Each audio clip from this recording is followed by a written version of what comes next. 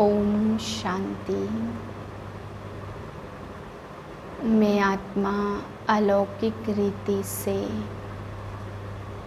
अलौकिक घर को समझने वाली, लेन देन करने वाली फ्राक दिल आत्मा हूँ।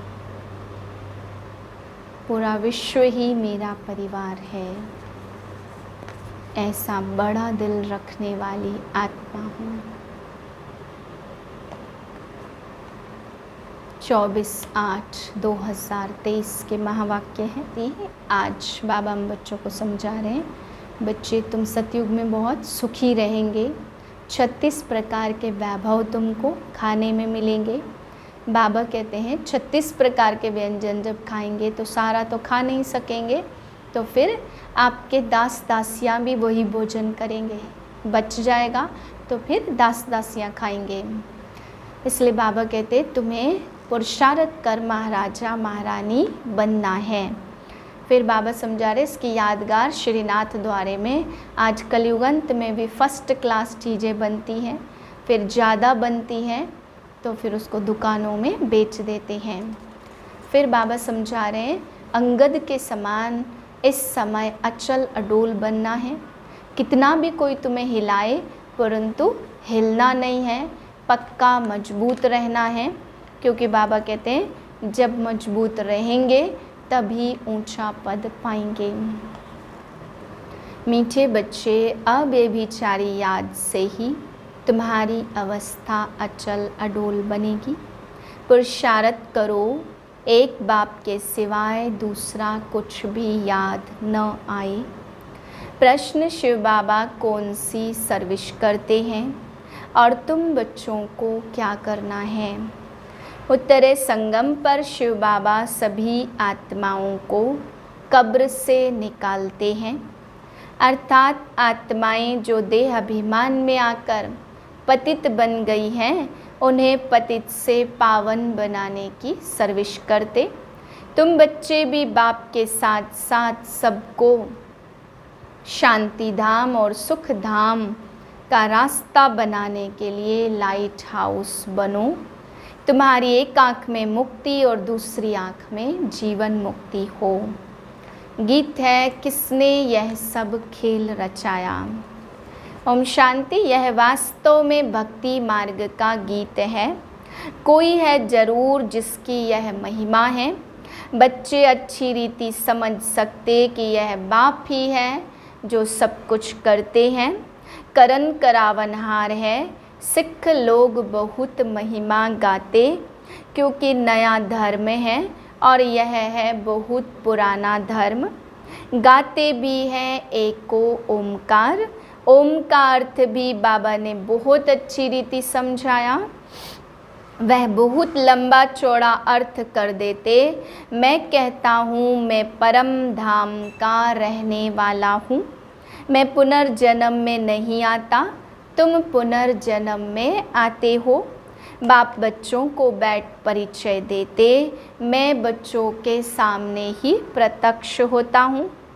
इन्हों को समझाया है मैं हूँ परमपिता परमात्मा, जिसको तुम भक्ति मार्ग में याद करती हो।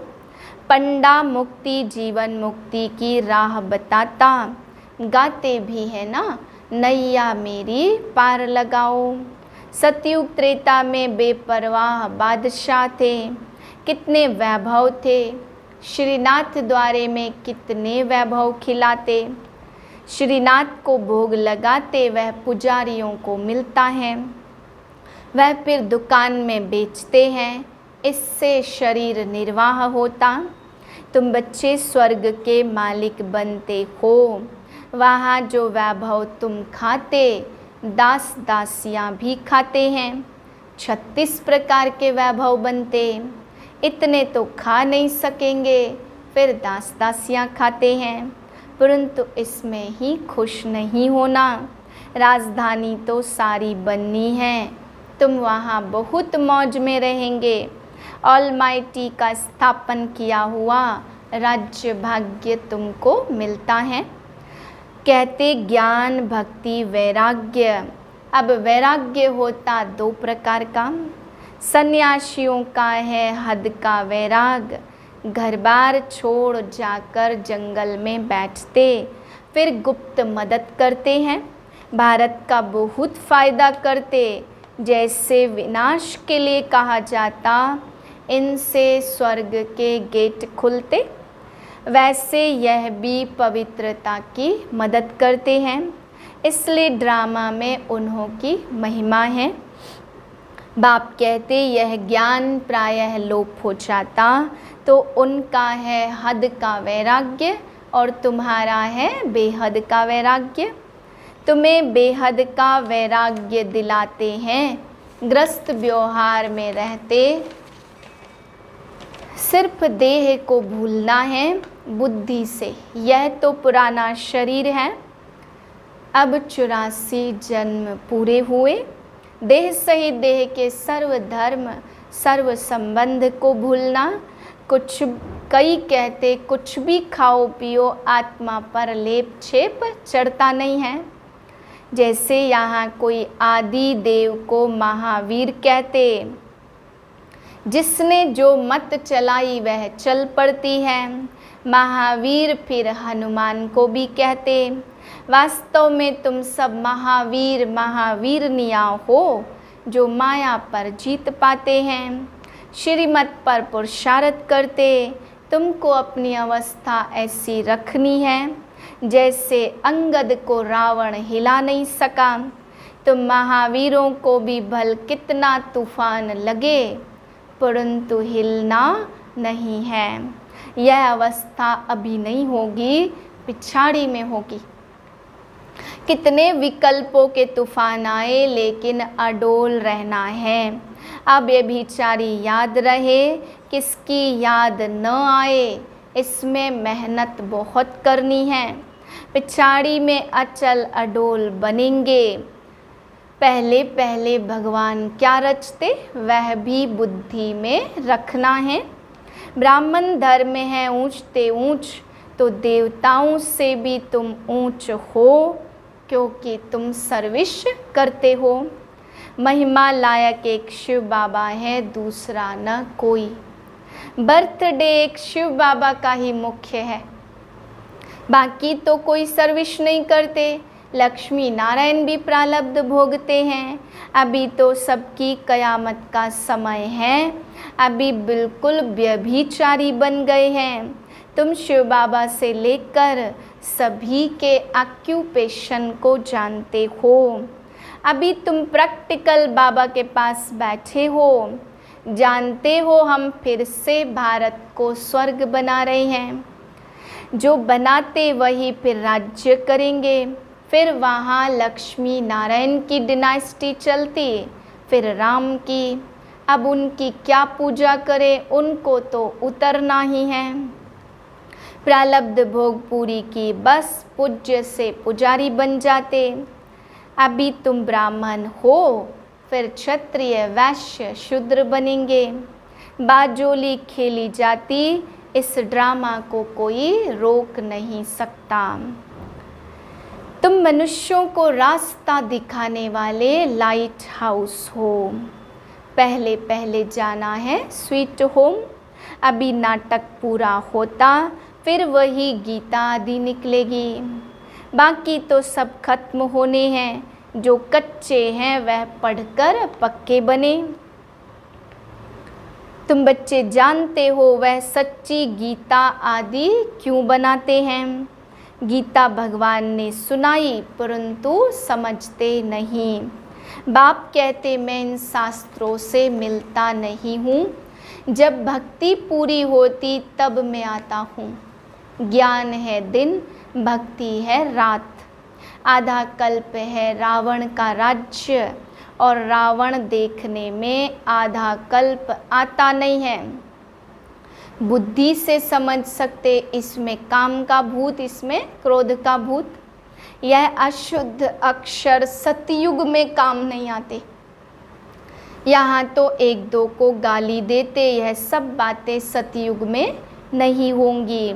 अभी तुम समझते पतित पावन है स्वर्ग का रचयिता। स्वर्ग रच कर फिर अपने को छिपा लेते, इनको कोई भी जान नहीं सकता। बल शिव का चित्र है परंतु पता कुछ भी नहीं।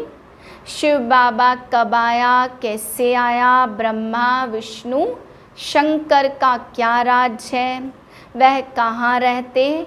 लक्ष्मी नारायण को सतयुग में इतनी ऊंच राजाई कैसे मिली, कलयुग में तो है नहीं, कैसे वह राजाई पाते। अब यह तुम बच्चे समझते हो। बच्चों को बाप से अच्छी रीति पढ़कर फिर औरों को पढ़ाना है। बाप सभी बच्चों को कहते, मेरे सिक्के लधे बच्चे, ओ मेरे सालिग्रामों, मैं इस शरीर में आकर तुमको समझाता हूँ।